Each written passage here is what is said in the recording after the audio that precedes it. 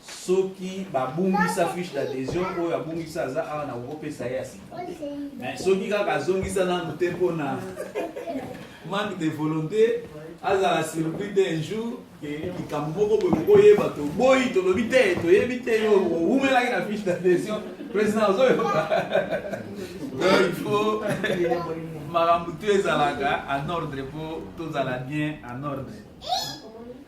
Lobi tozalaki na réunion ya comité na bandeko ya comité tomekaki koparler sur ba dossier oyo ezozala assistance pendant un certain moment, c'est-à-dire que quelque part tozana ba situation oyo totikaki yango pour tomeka ko mettre yango en place to kotisa ngo na kati ya statut na biso to banda ko adopter na kosala yango répétition pour na bandeko oyo bazalaki lobi te. La fois passée na réunion ya décembre to sala ki pa ya mama Anne-Marie akuka to kabwanaka akie de poisson na sujet surtout mingi oyo etalaki pona oyo kokaki kozala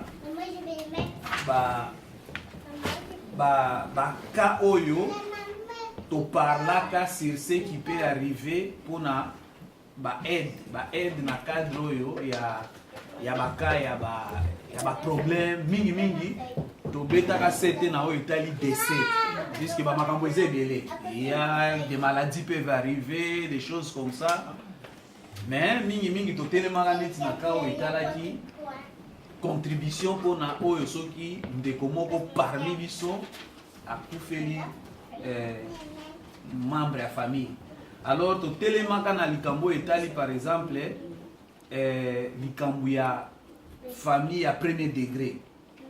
Au départ na statut nazo répéter ya po ba oyo bazaki lobi ba déjà de quoi il s'agit, mais mingi bazalaki te tango susu poto zana à la page biso nyonso siko tolobaka boye ke selon statut na biso po il se peut que bato ebele babungisa ba statut omoni ba statut oyo to pesa ka ezalaki ke poto twanga na biso nyonso tozaka à jour mutu na mutu aboyeba po soki mutu to azalaki nango wana ngaki na loba soki totangi na article tel c'est par exemple to loba papa totangi to lobeli yango, mais j'ai comme l'impression que bato ebele babungisa ou bien bayaka nango te. Mais prochainement, en tout cas, nous avons que chaque réunion, comme ça, tu discutes sur note, s'il y a un problème, tu tiens un stylo, tu corriger un mot, tu se mettre à jour.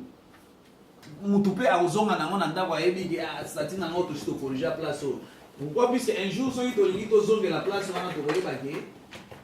c'est différent, par exemple, ceux qui ont en théorie, c'est important. En théorie, et pour qui même la discussion inutile. Et tant que vous discutez, vous essayer l'Obama déjà, mais comme il n'y a pas de référence, mais ceux qui sont comment qui alors, par exemple, lobby, par exemple, tu discutes que désormais, lobby, à moins que les lobbies contredire, lobby, tu tombes à l'inamité que désormais, mutu nyonso oyo ya famille par exemple azali premier degré biso to considérer ndengwana. Je m'explique. Premier degré zani, premier degré ya famille o Italie par exemple soki to kufisi ndeko tout ça na kati ya famille. Au départ na statut ezalaki ke to bando considérer premier degré zaka kabiso moko ndenge to za awa. C'est-à-dire que yo mwana na yo mobali na yo ou bien mwasi na yo ezalaki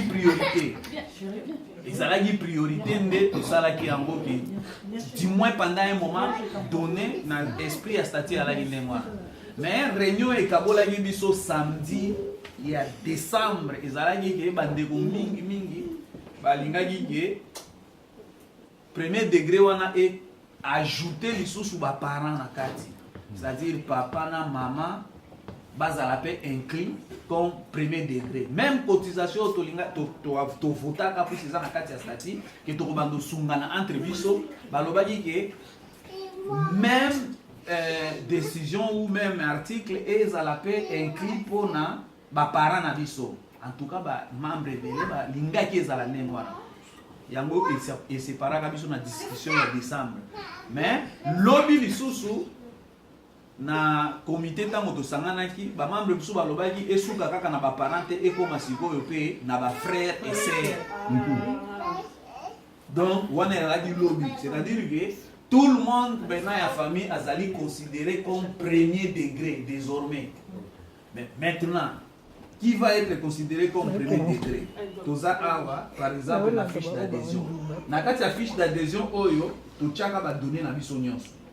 Na kati ya donné to tchaka bien sûr to komi awa famille biologique.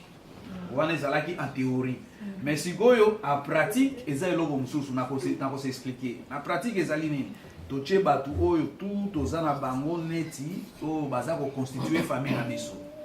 Na kati awa to tche ba enfant ba membre ya bana na biso et puis na sima awa to tchaki frères et sœurs. Bango nde baza ko constituer famille. Bon, si on a ce qui concerne, tout bazo constituer famille par rapport à n'enge ezalaki et comment maki na statut ou bien par rapport à n'enge to s'attendaki pour na bonne marche association, apparemment et créé qui moi une compréhension, tout le monde n'était pas d'accord, mais tant que tu sondé ba état d'esprit à bas na ba masolo ba mususu ba kota ba association mususu ba mususu en tout cas sentiment ya batu ezali mingi que batu nyonso bazala considéré comme premier degré. Qu'est-ce que ça veut dire premier degré? Yaya na yo akufi azali premier degré. Papa na yo akufi azali premier degré. Mwana na yo akufi azali premier degré. Leki na yo wana to kende non tous à la claire. Maintenant to koki ko kende au-delà te. Wana vraiment to lobby il faut tous à la claire. To koki ko kende au-delà te.